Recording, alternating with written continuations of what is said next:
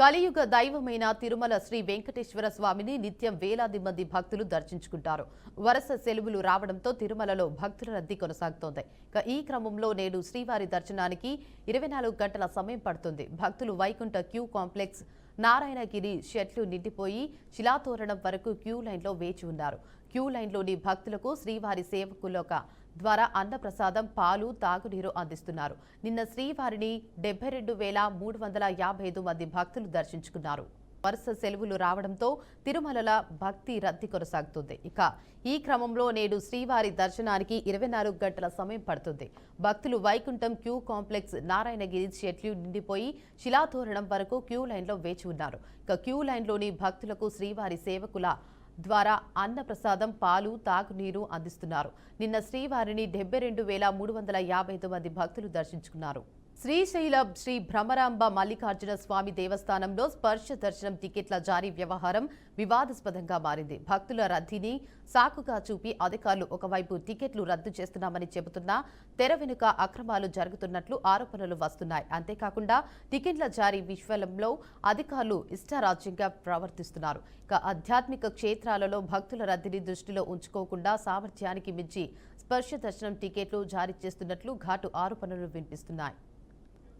రాత్రి 10 గంటలు దాటినా 7 గంటల్లో టికెట్ల భక్తుల దర్శనం కోసం క్యూ లైన్ల వద్ద పడిగాపులు కాస్తున్నారు.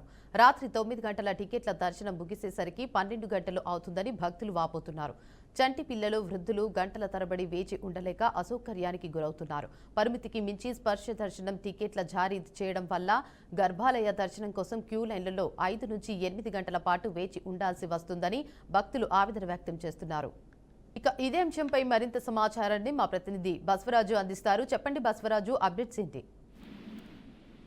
దేవిక, శ్రీశైల పుణ్యక్షేత్రంలో ఏదైతే స్పర్శ దర్శనానికి క్యూలో నిల్చున్న భక్తులైతే నిన్న రాత్రి నుంచి పడిగాపులు కాస్తూ ఇబ్బందులు పడే పరిస్థితులు చూస్తా ఉన్నాము. ఎందుకంటే 7 గంటలకు ఏదైతే స్పర్శ దర్శనం ఇచ్చారో అది ఆ దర్శనం కావడానికి రాత్రి సుమారు 10:30 గంటలు పట్టింది.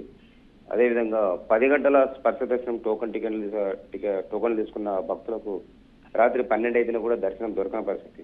అంటే క్యూ లైన్లో వాళ్ళంతా అంటే తల్లి పిల్లలతో, చంటి పిల్లలతో పడిగాపులు కాసి చాలా ఆందోళన, బేజారపడిన పరిస్థితులు.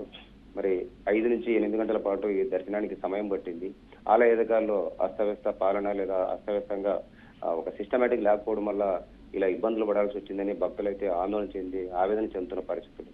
మరి శ్రీశైలానికి నిత్యం భక్తులు అంటే వేలాదిగా తరలిస్తుంటారు. మరి ఇలాంటి సమయంలో ఏదైతే గర్భగుడిలో జరిగే దర్శనానికి అనేక మంది సుదూర ప్రాంతాల నుంచి వస్తూ ఉంటారు. వారికి సరైన సౌకర్యం కల్పించి అంటే సకాలంలో దర్శనం కల్పించడంలో ఆలయ సిబ్బంది కావచ్చు, ఆలయ ఈవో కావచ్చు, వీళ్ళంతా కూడా వైఫల్యం చెందినట్లు లేదా నిర్లక్ష్యం ప్రదర్శించినట్లు తెలుస్తా ఉంది. మరి భక్తుల ఆందోళన నేపథ్యంలో గతం చూసాం అనేక సార్లు కూడా అంటే క్యూ లైన్ లో భక్తులు కావచ్చు లేదా అక్కడ సరైన సౌకర్యం లేక అనేక ఇబ్బందులు పడి ఆందోళన చేసిన పరిస్థితులు. మరి ప్రస్తుతం ఏదైతే స్పర్శ దర్శనానికి ఇలాంటి పరిస్థితి మరోసారి నెలకొన్న పరిస్థితులు చూస్తా ఉన్నాము. సో ముందు ఇలాంటి పరిస్థితులు కొనసాగితే ఖచ్చితంగా భక్తులకు ఆందోళన చెందే అక్కడ ఏదైతే ఆలయ అధికారులకు, భక్తులకు ఘర్షణ వాతావరణం పడే పరిస్థితులు కూడా కనిపిస్తా ఉన్నాయి. కాబట్టి ఇప్పటికైనా ఈ స్పర్శ దర్శనం విషయంలో ఆలయ అధికారులు ఒక క్రమ పద్ధతిలో పాటించి సకాలంలో స్పర్శ దర్శనం జరిగే విధంగా వాళ్ళు ఇష్టానుసారంగా టికెట్లు, టోకన్లు ఇష్యూ చేసి ఆ తర్వాత క్యూ లైన్లో ఎప్పుడో ఒకసారి జరుగుతుంది నిల్చోండి అంటే ఇబ్బంది అని భక్తులు ఆందోళన చేస్తారు, ఆవేదన వ్యక్తం చేస్తున్నారు. ఇలాంటి పరిస్థితి రాకుండా కరెక్ట్ టైంలో దర్శనం జరిగేటట్లు ఆలయ సిబ్బంది కానీ అధికారులు కానీ చూసుకోవాల్సిన అవసరం ఉంది. Devika, right, thank you for the update Baswaraju.